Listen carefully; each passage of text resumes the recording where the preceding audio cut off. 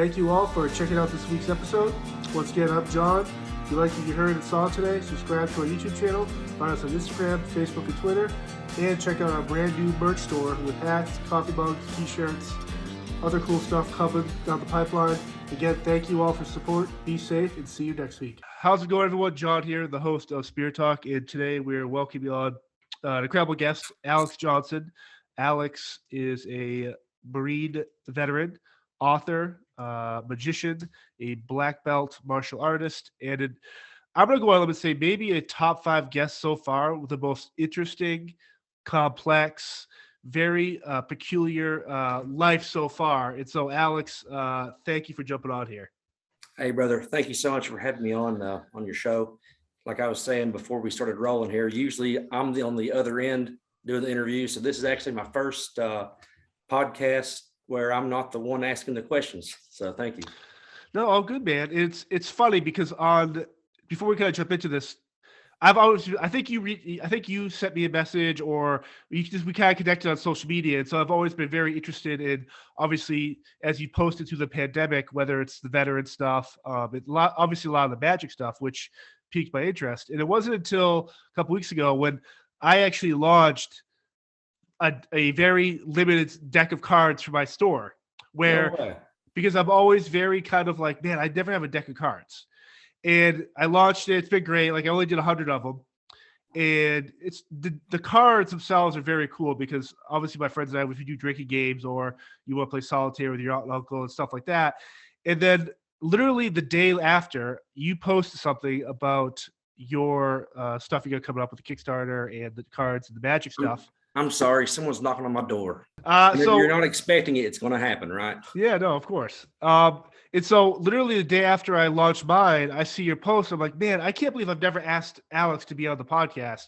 Not just with the veteran stuff and the magic, but you just have this really cool persona. And I think it's beneficial for everyone out there to kind of get to know you.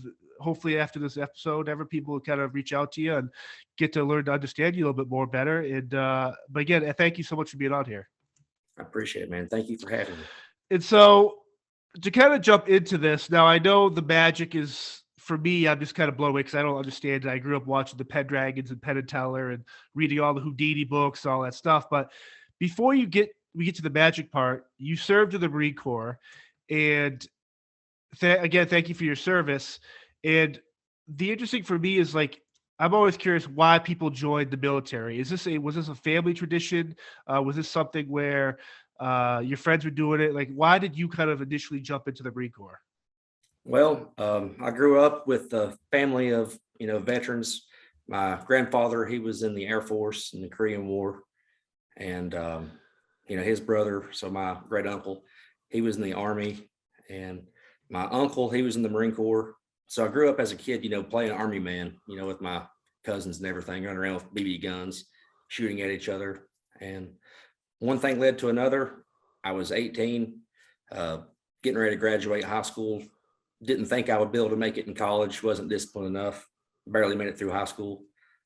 Even though I made good grades and everything, but I knew I wouldn't, be able to go straight to college.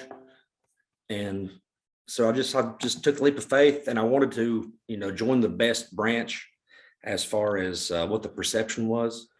And so I enlisted into the Marine Corps at 18, graduated high school. 3 days later, I was in boot camp at Paris Island, and I keep getting notifications. What the hell? All right. Sorry. It's one of those things where I did law enforcement for a long time, or for 7 to 8 years of my life. And growing up, you play cops and robbers, good guys, bad guys, cowboys, Indians, like all this stuff. And you with your BB guns running around playing Army. I always find it very interesting that those people like you and I, and obviously countless others that grew up doing that, actually jumped into that line of work or dedicated part of their life to that. And it is, for me, it's like, so the first day I got my badge and stuff, I'm like, man, I was just a kid running around the woods throwing rocks at my friends who were robbers or doing fake arrests and stuff. And so as you're in that setting in actual combat in Iraq, which you have been, is it tough to look back at those memories, or those type of memories kind of keep you alive and like kind of keep you balanced where yes, you're dealing with the horrors of war and everything that's going on, the good and the bad serving, that you're part of your childhood is still with you in those times. I mean, to be honest, I haven't thought about, that at all until just now when you mentioned it, because I guess I've lost touch with a lot of, my childhood friends. And so I hadn't put a single thought into, any of that until just now, really. Right on. One of it for me, it's just I'm always like, man, remember? And then you kind of like, because I grew up with a kid that actually ended up on the other side of the law, and so you kind of like, man, where do we break off? Where one went good, one went bad, but it's one of those things where it's a very interesting case study, character study of certain people, how they end up joining a different career or live the rest of their life. One of the things for you as you jump into start doing the military life is how did magic play a role? Was this something that came after the military, or were you always the type of guy that was into magic through the course of your military career? Um, the best way that I can explain how I got into magic was Las Vegas as a kid. It was like 2002 or 2003. Went to Las Vegas and I think it was at Circus or Caesar's Palace or somewhere. And I saw a magician at a magic shop. He had this card and he threw the card and the card went all the way around his body. And as a kid, I was like, how? I got to know how this works. And so my grandmother or whoever bought me that, little trick. And that started my interest in magic. And then I've got the cups and balls, that little routine. And so it's something that I've always had in the back of my head. But really, this is going to sound kind of funny, but really what really got me into the world of magic was a video game that was called The Elder Scrolls 3 Morrowind. Oh, Around the wow. same time, 2002, 2003. And I always wanted to play as like a thief, as the stealthy character that would sneak around and pick pockets and whatever. And so I bought a book called, it was How to Pick Pockets for Profit and for Magic or something like that. And so I started learning how to pick pockets. And then that led to a DVD called Mastering the Art of Pickpocketing by James Coates. And then that went to Mastering the Art of Watch Stealing. So at 13 years old, 12, 13 years old, I'm stealing people's watches off the wrist. I'm stealing people's belts. And like no shit, I actually stole, one of my brother's friends who's, 4 years older than me. So he's a teenager and I'm just a young kid. And doing, the magic trick where it's misdirection where you have them hold a card in their hand or whatever. And in the process of it, you're so confusing their senses, you're overloading it. And I'm having him spin around in a circle and actually stole his belt off of his waist. And I held it up, just like the DVD taught. So that's why I got started magic. This Now, video game and Las Vegas. the military, when you have the time off, you don't really have a time off, but when you have the downtime, are you doing this magic and stuff with your buddies, your battalion, the rest of the troops? Like, Pretty much that was when I was a kid. And then, I would do basic coin banish things, but I don't really have any memories of magic, as far as in the Marine Corps, because I wasn't actively, pursuing it, now, when you get out of the military, though, you do pursue it because now here you are launching a Kickstarter. You got new products coming. When you leave the Marine Corps, what was the motivation to get back into magic? I actually wrote a book about it right here, and this kind of tells some of the very weird encounters. It's called The Book of Magic by AJ Christoph, which is a play on my name. It's my pen name. But more or less that goes into, meeting magicians. And it was 2011, something like that, which is, I don't know how much of this I want to get into necessarily, but short story was I was going to visit a shaman in Nashville. Of all things, yes, I was going to visit a shaman because I was into like the more esoteric, side of magic. And then on the street of Nashville, chance meeting, I wasn't drunk, nothing like that. Just parked my car, going downtown to go to the bars and everything. And I run into a street magician. And this man here, it took me 7 years to, track him down on the internet and find out who he is, because his magic that he did was so real in my mind that I was like, it has to be real. It has to be real. It has to be real. And so that was 2011, I think. And that's what started me actually really seriously wanting to look into card magic, because he was doing things that was completely, magic to me, as my perception at the time. So that inspired one thing, and then one thing led to another, and meeting magicians. Like, it's really, really weird. How often does somebody meet a magician, right? Well, Never. this is the first time I've actually talked to one per se. Now I've had those weird, awkward encounters, like some of like Chris Angel backstage in the show or so, but it's just that they're not that stage persona. And so that's why I'm like, I had to reach out to you, because I'm like, hopefully you can kind of give some sort of like human aspect to what goes behind the musician, because I think there's this connotation where it's like, oh, everyone's David Blaine 24/7. No, he's a character when he's doing the magic. He's not the same guy. So it's kind of interesting to see you here, just kind of maybe pull back the veil a little bit of this, the concept of magic. Yeah. Speaking on that, kind of funny, because one of my previous girlfriends, she's like, it's always the AJ show. It's always the AJ show. And saying that I'm always trying to entertain and stuff. So for me, I guess I kind of do go into a certain character, but I guess the easiest way to explain it is it's a part of who I am. And whether you like that or not, that's what, made her be interested in me, was I was doing magic at a bar in San Diego. This is a super funny story, man. I love the story. And so I ended up winning over the bouncer, right? I was doing magic to him, and I made the bouncer become my friend. And then I just had the idea, okay, I'm going to pretend I'm a bouncer. So I'm standing outside of the bar, and there's these two girls coming in, and I asked to see her ID. I'm like, let me see your ID. And she just gives me her ID. I'm like looking at that. And she's like, wait a minute, you don't work here. And she jerked the ID back out of my hand. And I said, if you want to see some magic, I'll come in and show you. That's awesome. I don't know if it's one of those things where growing up, like obviously the freak show with Chris Angel, David Blaine stuff, we go through high school and college, like it was so prevalent. And I love the idea that it became mainstream. Is magic something out there right now that, especially for the last couple of years, I think more people need that type of wonderment, that type of to kind of because for me, magic always puts me in a happy place. Like I get pissed off because I can't figure out how they're doing it, but I love the idea of the wonderment. It always brings out the childhood in me, where it's like, I want to learn, I want to understand. I'll watch someone do that coin trick behind the ear or whatever that crazy uncle does for the nephews all the time. But I'm like, how do you do it? It's really, really cool. You are a part of a very small community like that. You know how you were telling me that, you do security for, Shinedown, and I'm assuming you're pretty involved in the music scene, right? Yes.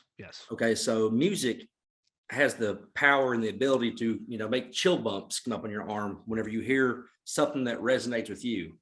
But magic I say it's the only art form that can really make you question reality itself and what is real. It's the only art form, as far as I've seen, that can really make you question reality. Music, it can make you feel a certain way. You can look at a painting on the wall and be like, man, that's a beautiful piece of art. But there's nothing, in comparison to magic. Before I get into your book, The Book of Powers, which is well above my pay grade, there's always that subset of magic where it's mentalism versus magic, whatever. Can you kind of like define what mentalism is under the umbrella of magic? Because for me, it's always like the guy can tell you what number you're going to pick versus the physical idea of moving something. So what is the difference there?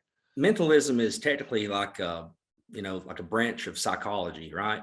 Okay. But the way that I'm not like an expert mentalist or anything, but some of my friends are the best in the world. So I'm not really super qualified to talk on this, but mentalism, though, they use principles and techniques of the mind to replicate what psychics claim they can do with spiritual, powers or whatever.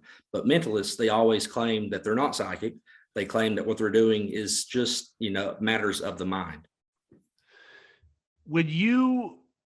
in your life journey and stuff, whether it's Iraq, Ukraine, heading to the learned Orient or Mandarin, all this stuff where it comes to life experiences, every experience you have in your life, does that build upon uh your I don't know how to word this, your kind of mentality with your mindset, and because you're very about the idea of expanding one's mind and reaching your full potential.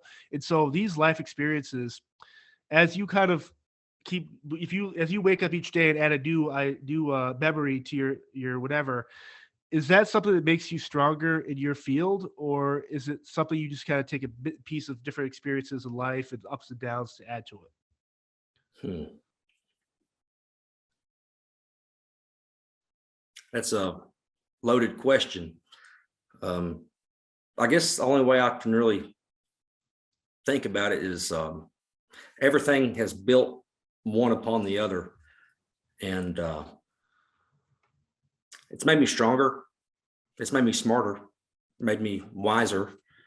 But getting back to the Book of Powers thing, that book has been I call it my problem child, because I started writing that book it was Easter Sunday, um, 2013 or 2013, I think.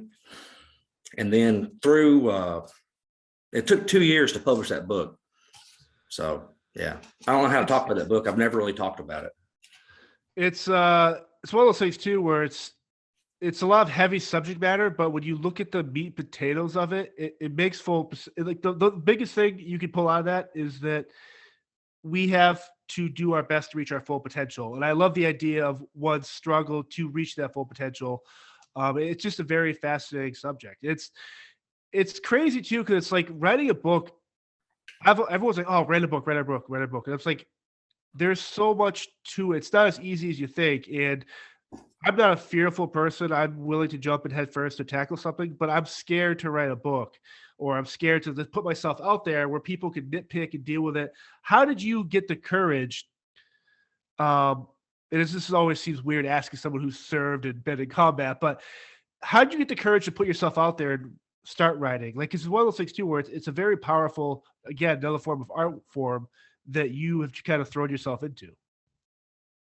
I just didn't care, and I don't even know where that book came from. Like I said, it was Easter Sunday.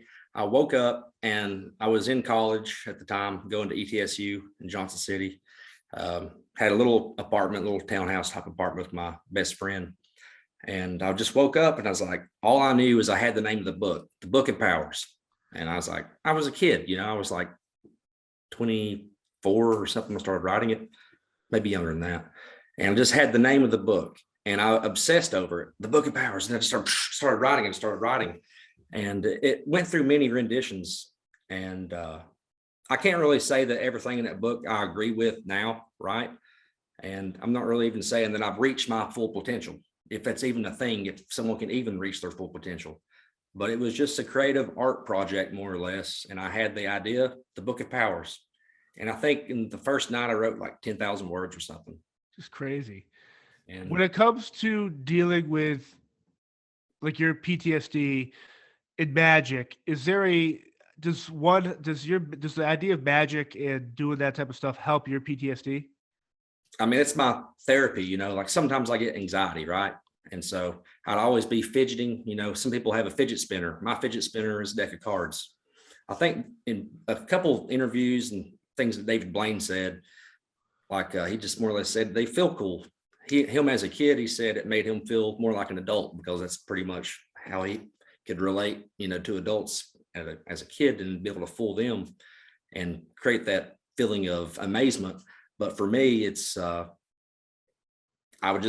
get home from work. I worked in construction, and I just sit around, drink beer, and I would just play with the cards in my mom and dad's garage. One of the funny things I always see out there, like around Christmas time, especially, is like those learn how to do magic in like 10 easy steps, whatever, those little booklets that Barnes and Noble puts together. If someone wanted to get into magic in a real honest way, like try to understand it, just even the most basic principles of it, what's the first step that someone could do? Is it just pick up a deck of cards and just kind of play around with them? I mean, that's a great start, learn how to shuffle cards. And like there's people in the magic community that are the stricklers. You have to have a mentor. You've got to read the, original books. I've read a few of the books and everything, but now we live in a different time, right? So you can just go onto YouTube and look it up. And I don't necessarily like that, but Right. that's the reality of, the internet age. So a question I just came up to my head: when you go back to Vegas and people that can count cards and all that stuff. Now I know it's obviously frowned upon, but for someone that's trained in the science of shuffling decks and the permutations of what possibilities are and all that stuff, like you are, and obviously a lot of your friends are, does that give an unfair advantage to, like, how is that? Because I'm always questioning. Oh, hit up. I don't gamble. I love watching people gamble. I love the science behind it. I love watching people's intuition and how they kind of play against each other. But for someone like you and these other people that are really good with numbers, how does something like Vegas or casinos or people like that kind of mitigate that type of issue that could pop up? I didn't really catch that last question because I was No, lost. how does Vegas, like, how do they prevent people like yourselves that are not, I'm not saying they're cheating, but people that could discount numbers and know, like, based on shuffling and the chances of stuff like that, like, how do they kind of mitigate that type of issue from popping up? Say someone that can figure out that this dealer's making mistakes. Well, you're the security guy, so I can tell you from my experience, though. I was at a casino and I was showing magic there in the casino, right? Because it's frowned upon, but whatever. I wanted to show magic anywhere I go. And the security actually came. I have video of this still on my phone somewhere. But what I was doing was I was showing magic to people, and people were giving me money. They were giving me tips, and I made like $300 or $400, in a couple hours in tip money. And I turned right around and was putting that money back on the roulette table. And so the security, they came down and said, "Hey, we've been watching you, more or less, knock it off." But I'm like, what's the big deal? People's giving me money and I'm putting it back on the roulette table. But speaking on, do magicians have a little bit of an advantage, with any type of card game or specifically roulette? In my book, I wrote about the advantage of knowing cards in roulette. And I wrote a little bit about a technique that I use to, take $1,000, turn it into $2,000. And it's pretty much, it's a guaranteed method to win at roulette. But it comes down to intuition and knowing whenever it's going to hit red or knowing when it's going to hit black. What I attribute that to is I play with cards so much, and it's more about intuition, right? Now, just for the listeners, intuition, is that something that you can increase or get better over time? Or is that something you just always had in your body that you just have to trust your intuition? Like, or is that something I can kind of train it to make it, to make my intuition seem bigger? Who knows? Really, who knows? I feel like what I've did with magic over these years has made me be, more intuitive. But at the same time, for example, I always win playing roulette. Always win playing roulette. Always. Last time I lost $2,000. Right? And so the way I looked at that was this time I bought the experience of not winning at the casino. But all over the United States, I've drove from here to Los Angeles, Tennessee to Los Angeles.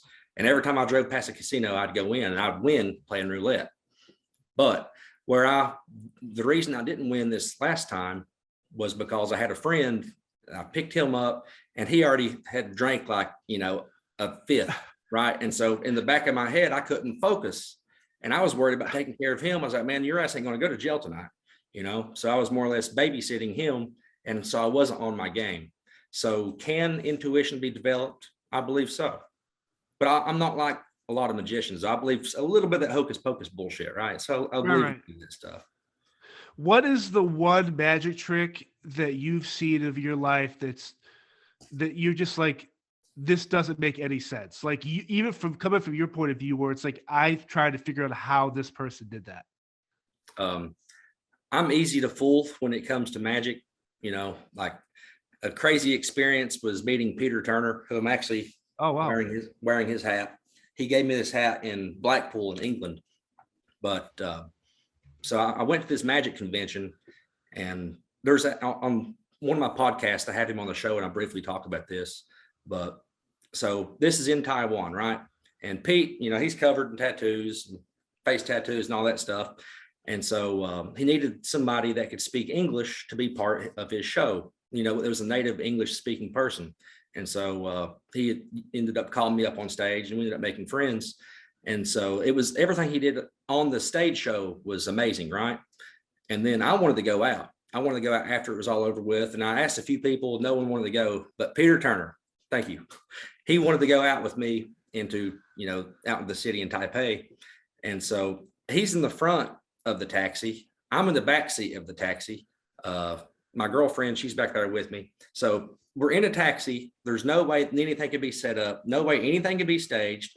And I asked some things, and I don't want to go into the full routine that he did, but I asked how he did it. He said, simple. It's like this, pick up your phone. And so I picked up my phone. He says, open up your calculator.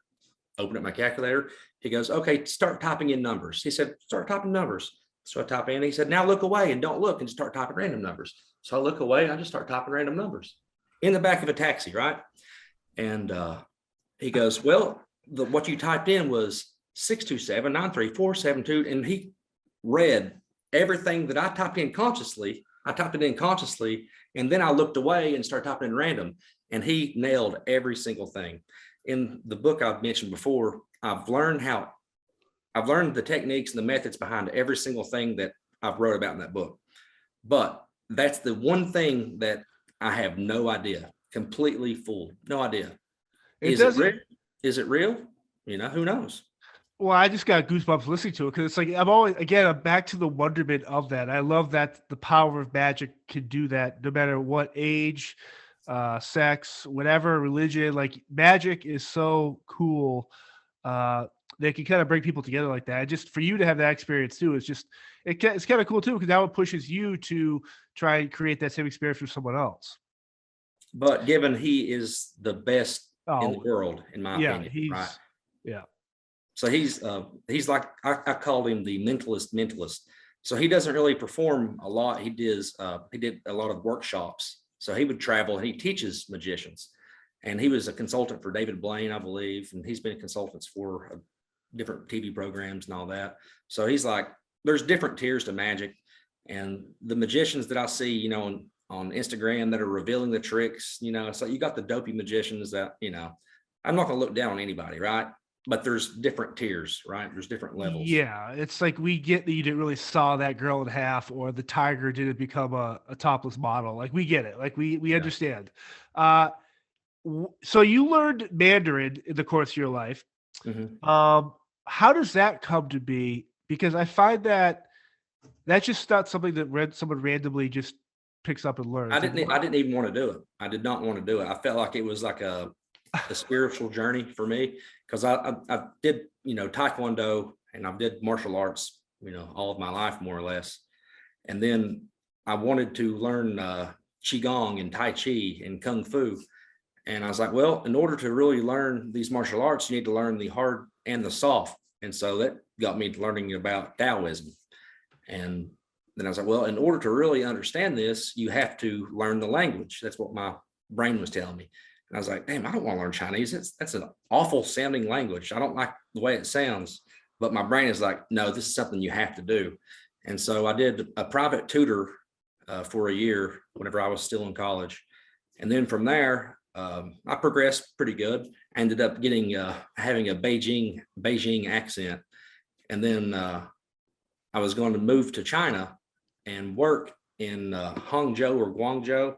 And at the time, I didn't want to talk to dudes on the internet, right? And so I was in this group chat, this Facebook group called Let's Speak Chinese. And there's this little Taiwanese girl I was talking to. And I was talking to her. I was like, hey, I'm going to move to China to teach English. And she's like, don't go to China. I'm like, why? She goes, well, because you should go to Taiwan. And I was like, what the hell's Taiwan? And she's like, well, it's a, democracy, and plus I'm here. And I was like, oh, okay. And so she ended up helping me land a job in Taiwan, and ended up being with her for several years. A great lady, still care about her. And then I lived over there for a year, and then I split up and went back for another year. So I've lived in Taiwan about 2 years, private tutor for 1 year, and I still can't speak Chinese worth a damn. To kind of go, like, the idea of martial arts, like, what was that something growing up that you just did to get ready for, like, what we talked about earlier about before the military, like always doing like that hand-to-hand combat, all that type of stuff like that? Like, why specifically like Taekwondo or like Kung Fu type stuff? I was always a nerd, always the weird kid. I wasn't, big into football. My brothers, they played football and everything, but I always liked the weird stuff. And so my grandfather, he took me to Taekwondo, and he paid for it, and I just fell in love with it. I guess I broke my arm when I was like 12 or so. And so that kind of scared me away from playing football, because I played music too, guitar.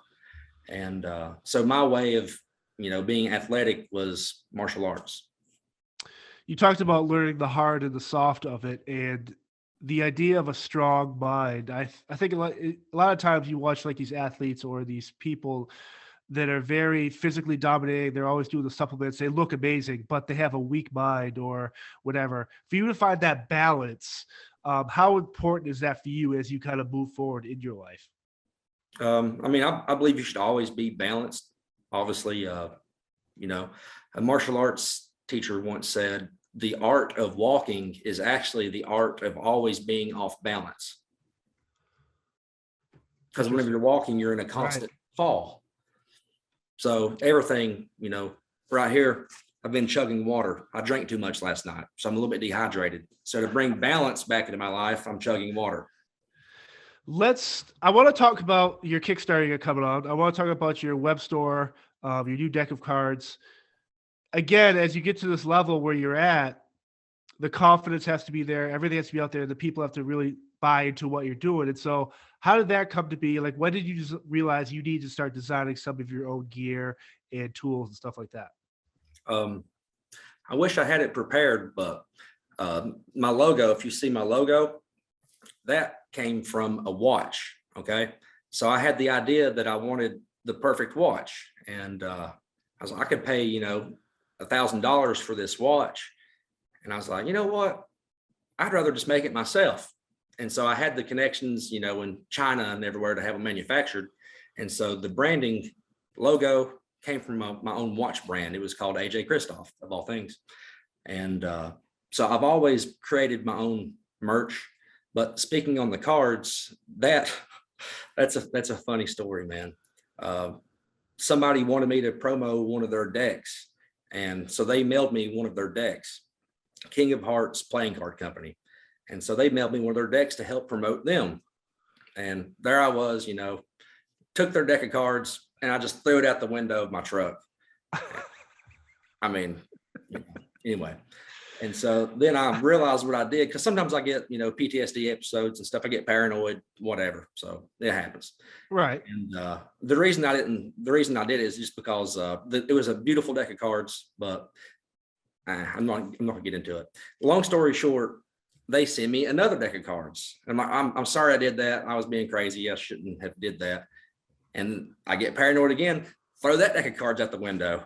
So 2 decks of cards, 2 of the prototype decks are laying on the road somewhere. I don't know where they're at. I don't know. And I was like, man, I'm crazy. I'm sorry. I was like, how about this? How about you design me a deck of cards? And that's how we have these coming about. It's a funny story, but it's the truth. And so now, so It's King awesome. of Hearts, they designed them. And pretty much all I did was gave them some creative input, and they did the rest. So I love that. For some of the signs of magic, or the only time I pick up a different cards, if you want to play charades or bullshit or rummy or bullshit poker with your friends, I never really looked at the deck per se, like the type of paper. I would get pissed off if the cards would soak. If you get beer on them, they get wet. You have to throw them out, or you notice certain things like that. But what about a really good deck of cards sets it above a cheap deck where it's like the ones they throw at the gas station counter for $1? Yeah, the card stock, the quality, like these I've used a lot. They're starting to, get a little bit dirty, but see the way they're not as Gotcha. good as they were because I've used them. But having the air cushion on the top, so that way the cards will glide together and they don't clump together. That's a big one. It's hard to do a lot of the techniques with a card that's just a piece of cardboard. So you kind of think of high quality cards as like an air hockey table. There's little bubbles of air under them, Gotcha. and so that's what makes a good quality card. Now, obviously, you have no problem performing in front of fans or people, the crowd, stuff like that. You also have a new your podcast you're bringing back again, and you've also done a lot of stuff with bands, interviewing. Back in the day, you used to do all that stuff too. Is the again, is a when you are with other people and talking with other people, how do your nerves feel in terms of like the PTSD? Is that something again that helps you kind of deal with the anxiety and stuff like that? Um, like once I get in my character, once I'm in my zone, I can block a lot of that stuff out. If I have PTSD episodes and that type of thing, it's usually when I'm, just sitting here in my apartment alone or somewhere, just like, who's that outside, that type of shit. So I go out a lot. I try to go out a lot. And it's weird because if I'm at a place where I feel like I can control the environment, I'm good. But if I'm in a place where I can't control the environment, I Right. might get anxious and stuff. Like, for example, in a restaurant, I don't like going to restaurants, especially with my family and things, just because I'm awkward like that. But in a bar situation, I can control this place. I can control this, man. But in a restaurant, you can't really be yourself. You can't really just be. You can't just get up and walk around. So I like going to places where I can get in and get the hell out. What type of music helps you kind of go through your day-to-day life? Like, is there certain songs or genre of music that kind of helps you with that situation? You know, I mean, this is probably sounds weird, but I don't listen to music. You Oh, know, interesting. yeah, like I have my truck. I have the radio, but I don't really go out searching for music, and which is kind of strange because I grew up working in a music store. So I worked in a music store for 4 years, right? And I don't listen to music. And people say, "What's your favorite kind of music?" And I would say, "Well, the music that I play, if I do play." But I'm a fan of Toby Keith. He has some good songs. Casting Crowns, Oh yeah. some Yep. beautiful music. Shine Down, obviously, I was listening to them the other day when I sent you that video, which Yeah. is ironic. Play of events. So I don't know, man. I've been so exposed to music that I'm kind of like, I'm over it. What I love about that is the fact that because a lot of people times ask me, I've seen every I mean, I've probably been to thousands and thousands of concerts, 200 to 300 a year in normal years. And for me, when people ask me, "Oh, what do you think of the show?" It's like I don't listen to the music because I'm working. Yes, I'm aware of it's going on, but I find that sometimes I'm my best self when I can block out all the noise from Hmm. a actual idea where the actual silence of the what I'm doing and appreciating what I'm given the ability to do and do it in a fun, safe way. And then when it comes to magic, again, you can do that in total silence and still get that rush of what you're doing. I just find it very interesting too. Like I'm actually not surprised you don't listen to music because you come off as someone that, like me, it's not very. I'll live with it, but I don't need it to help myself. Now, speaking on magic and music, if I'm editing a video, I have to have the perfect music to fit, if I'm whatever it is that I'm working on. So magic and music go hand in hand. There's some magicians like Shin Lim, his whole performances, Oh wow, like on America's Got Talent, was yeah, all to cue with music. So I do love music. Don't get me wrong. I'm not like a Scrooge when it comes to hating music. I don't actively seek out new music because usually music is sent to me by my friends or whatever. So like, I don't understand how people can just be like, I'm going to look up new music, you know, that's not me. It's like music just comes to me and then it's my own, you know? With your podcast relaunching again, what are some of your goals with that, and how can people kind of find you out about that? Because I think there are a couple of podcasts out there that have, obviously with mentalists or magicians, but I like yours because it's, again, going back to like your whole life and these experiences you've had. I think that's what makes you so unique and different per se. Not to say these other men and women magicians don't have cool stories or interesting backgrounds, but the idea you're bringing this human empathy, this type of world experience to your show, like, tell us a little bit about that podcast. Um, well, I guess I have ADHD, and if I get an idea into my head, it's like I gotta try it. I gotta try it. And so I don't even really know how it happened, so to say.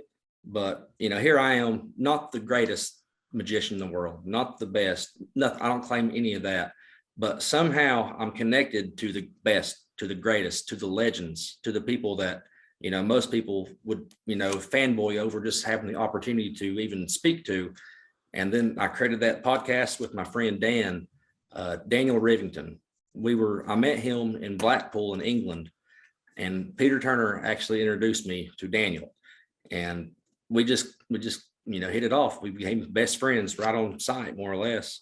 And then I come back, I was living in San Diego at the time.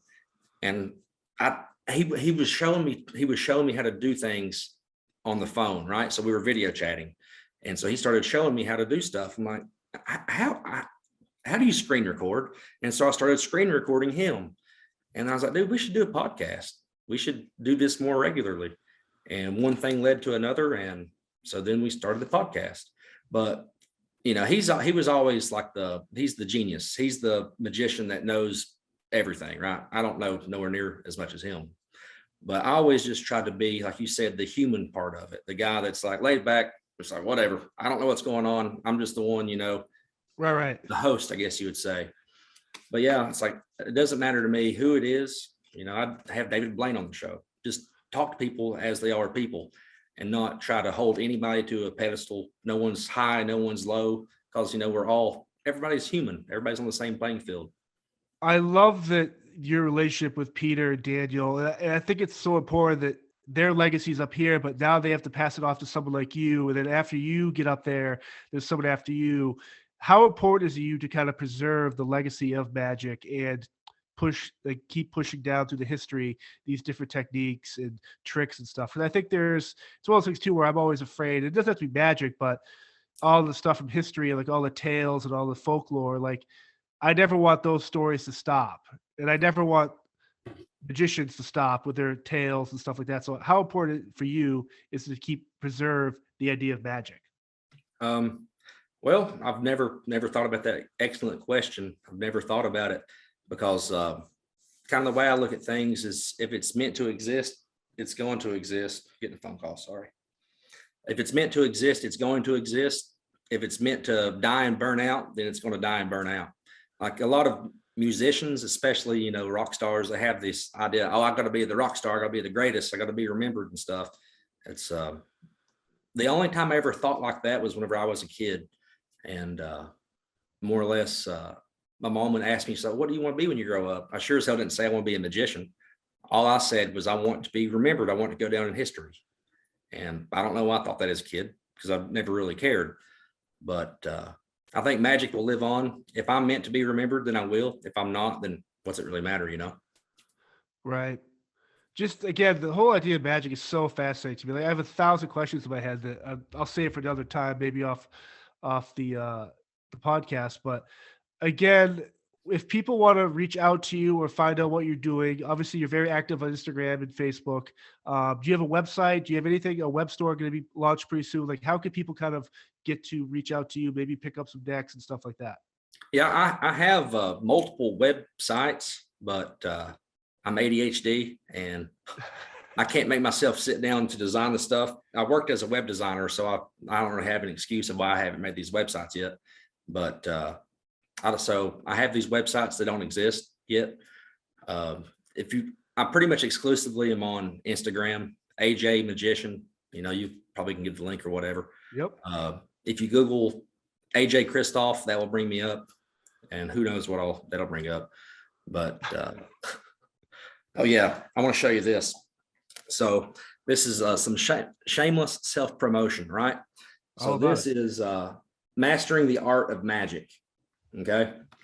And on the back of it, it's flipped backwards for me, but it says, may your efforts lead you to the top.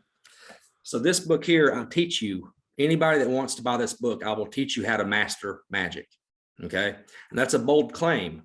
It's the boldest claim in the entire world. How can I teach you how to master magic? Well, if you open it up, the entire book is blank because only you can master magic. And so it's a journal. It's it can be like a cool little coffee table piece. And this one I actually autographed. So love it. Yeah. So mastering the art of magic, it's on Amazon. If you want to master magic or you want to master music, no one can give it to you. You just got to do it. It is very interesting though, that I'm glad you said that, because so many times you hear these people, oh, I'm the best, or I've reached the pinnacle. Those that are still searching for that are always chasing to be better than they were the day before. Those are the people I gravitate towards. And it's really cool that you actually are you are the same defender of that, in terms of, if someone says they're the best, if they have to tell you they're the best, they're probably not. But I love the idea that you put it on the person you're helping to learn to understand the craft of magic. It's really cool. I appreciate that, man. A lot of times, people, kids, whatever, from all over the world will message me and they'll say, can you teach me magic? Can you teach me magic? And I'll be like, well, I can't teach you magic. I can point you in the right direction. And so an interesting thing that I remember was a kid, I'm assuming kid, I don't know how the person was, but they messaged me and was asking me to help them learn magic. And I was like, okay, well, if you want to get started, go learn this, learn how to shuffle, learn how to do whatever it was I told them to do. And I forgot about it, right? And then a month, 2 months later, he comes back and shows me his progress and stuff. I'm like, wow, man, that is so cool, because I've told people to do stuff like that before and they just want it handed to them. So I think it's kind of like instant gratification. People just want maybe the acknowledgement of, being acknowledged, and they don't really want to go through with it. But I appreciate the people that actually do make the effort to learn, because I guess that was kind of how, I was taught. Right. I love the idea of just a trial and error too. Like, there must be so many tricks you've got to be really good at, that you probably spent countless hours, weeks, months just trying to. And I love the idea of, in order to pull off a really good trick or whatever, the amount of time and practice to make it so believable. That's what's really cool for me. And I'm just blown away that somebody can dedicate that much of their life to a specific movement or sleight of hand or a trick that it will just make me give goosebumps every time. I love that idea of it. People often ask me, like, how many magic tricks do you know? And I'm like, I don't know. The better question would be, how many have I learned and completely forgot about? So it's like most magicians, they have a few things that they do. I'm trying to remember who it was. Many people have told me this before, but I'm gonna keep getting phone calls. But they say, how many tricks do you know? You can learn thousands or whatever, but really, to make it as a magician, you only have to know like 3 or 4, maybe 5 tricks. If you're going to, be performing table to table or in weddings or whatever, you have a small group of people, right? And you go through maybe 4 or 5 solid, perfect tricks, and then, 5 to 10 minutes there, and then you move on to the next table. So then you do the same thing, repeat it over. So I find myself doing a similar, routine every time. But here recently, I'm wanting to take it to the next level, right? And that's what I think it's all about. You could stay on one spot. If you're playing music, which I'm guilty of myself, playing the same, 4 or 5 chords and just variations of that. But to make it to the next level, you have to make progress. You have to move up.